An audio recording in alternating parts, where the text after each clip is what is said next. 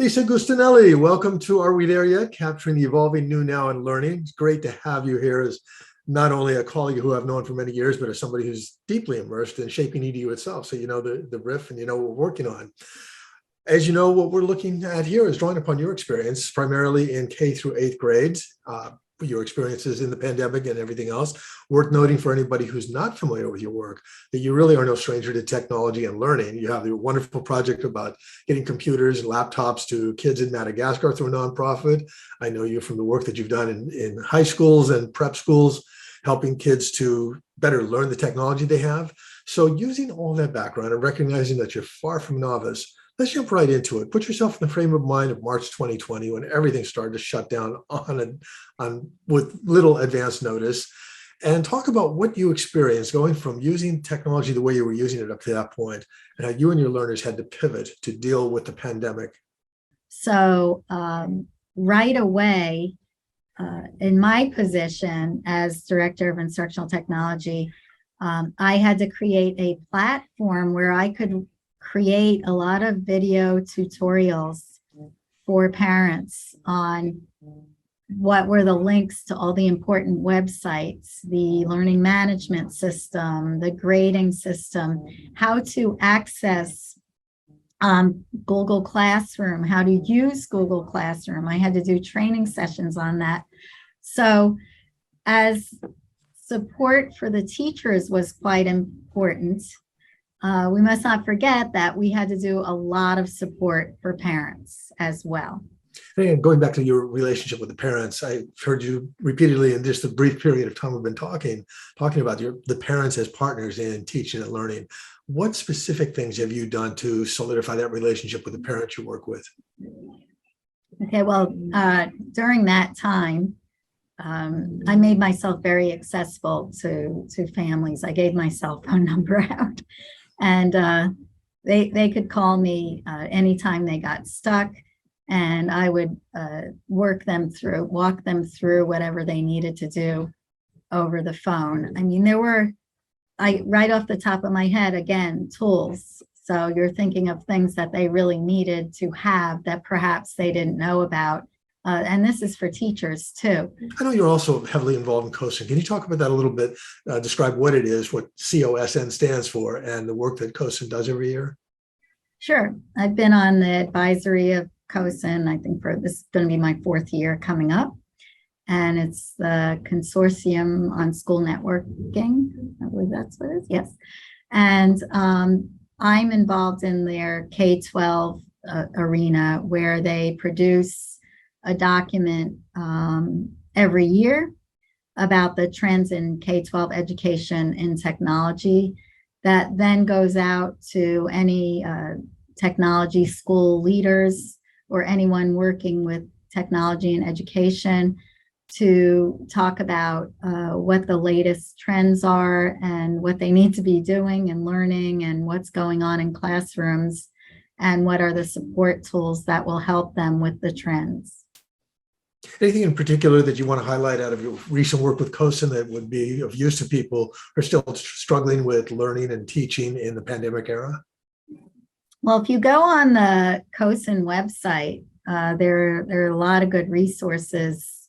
I can share that with you, Paul, and you can put a link, but there's a lot of good resources for K-12 education. So if you go on the COSN website and then you put in the K-12, you'll find different publications and resources, not only about the trends, but also blogs about people that have used different softwares there.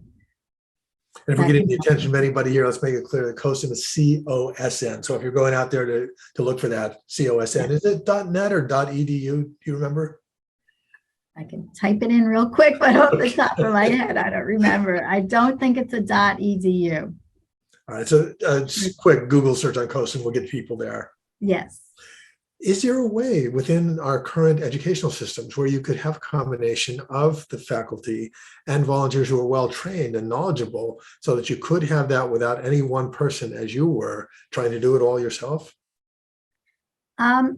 I think now it would be possible because as a result of all of that, at least I've noticed it here, as there are some faculty members here who really jumped on the technology bandwagon because of all that. Before that, it was really hard to push them to learn new things involving technology. We all know we kind of get used to our curriculum and the way that we're teaching, and they hadn't experienced, to be fair, they hadn't experienced teaching virtually or having to share documents virtually or figure out how to keep students engaged when they're not in front of you. So a lot of them, just once it was over, they said, okay, I'm done. They put it in their back pocket and said, I'm never doing that again. But many of them took what they saw that worked, and they are really trying to learn about new things and be more creative. And the best part, I'm thinking one teacher in particular who saw the joy of her students when you showed them the information that you're teaching in a different way, that way being using the device. Let's go through a topic that comes up all the time when we're having these kind of conversations and different people I've been interviewing. How do you deal with the fear of failure? Because if you've got your co-conspirators in learning and nobody is totally in control of the material, but you're all struggling to get there, what do you have to have in place to make that work so that people aren't afraid to try things and do a belly flop in the middle of their learning experience? I have to say in this environment, in the K-12 environment, you have to, even me teaching this new game design class, I have to understand that it was an elective class. So some of the students in that class, I even had a talk with one today. And I said, well, you're probably better at doing that than I am, because I am just learning this. It sounds like you know this better than I do. To always remind ourselves that it's empowering for a student to be better than you are at something. I don't consider it a failure. I consider that as empowering a student and really getting them to engage in whatever you're doing, because they're a lot more interested in it if they know they're also teaching you, that it's going both ways. Let's go into some of the personal things that we've read so much about and heard so much about, you've experienced with your own learners. What are some of the emotional issues that have come up for learners, and how have you dealt with those?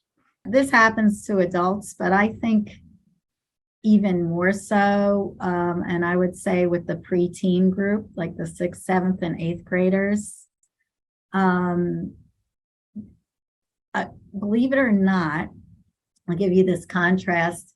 It's the showing your face on the Zoom, because some of them are really afraid to do that, but it's also hard with that age group, because if you don't have them show their face, some of them would just turn on the Zoom and then go play their video game and kind of listen in. And I know adults do that, but if you're trying to teach school and it's a young person, you kind of want to make sure they're there. What amazed me, but this is about when they came back in school, I'll just stick this in here as an anecdote, the masks, right? When they were wearing the masks, and then when we got to the point where they didn't have to wear the mask anymore, some of them got optional. Some of them kept wearing the mask, and we realized it had nothing to do with worrying about COVID. They liked being able to cover up half of their face. They could kind of put their head down and be kind of incognito when they were in class.